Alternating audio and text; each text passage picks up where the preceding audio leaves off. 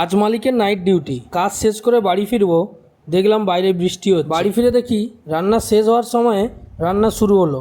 জিজ্ঞাসা করলাম কারণ কি, বললো এতক্ষণ কারেন্ট ছিল না, ইন্ডাকশানেই রান্না হয়, আমাদের গ্যাস নেই। সচরাচর আমাদের এখানে কারেন্ট যায় না, আজ হয়তো কিছু হয়েছে। এদিকে বললাম দুপুরে কি খাবো, এখন যে রান্নাটা হচ্ছে ওটা রাতের রান্না। মালিক বলল খাবার অর্ডার দিতে হবে। যথা আজ্ঞা, আমাকে খাবার অর্ডার দিতে বললে তো বাপু আমি বিরিয়ানিটাই অর্ডার দেবো, বিরিয়ানি আমার ফেভারিট। এদিকে স্নান করে তাড়াহুড়ো করে চলে এসেছি, চুল আর ঠিক করার সময় পাচ্ছি না। এদিকে খিদেও পেয়েছে, আর ওদিকে আরসালানের বিরিয়ানির গন্ধ, দুটো মিলেমিশে একাকার। এদিকে মুখে হাসিটা দেখেই বুঝতে পারছো কি খুশি হয়েছি। এদিকে মালিক বলল কম খেতে, শরীরের দিকে খেয়াল দিতে হবে। এদিকে গন্ধে আরও খিদে বেড়ে গেল। অনেক দিন ধরে ইচ্ছে করছিল বিরিয়ানি খেতে, যাই হোক আজ হঠাৎ করেই হয়ে গেল। বাঙালি ভাই খাদ্যরসিক মানুষ, একটু না খেলে হয় নাকি। ওদিকে মালিক কিন্তু কম খেতে বলছে, যাতে শরীর খারাপ না করে। সব শেষে দেখলাম আইসক্রিম আছে, আর মালিক বলছে পরের দিন থেকে আমাদের ডায়েটটা শুরু হবে।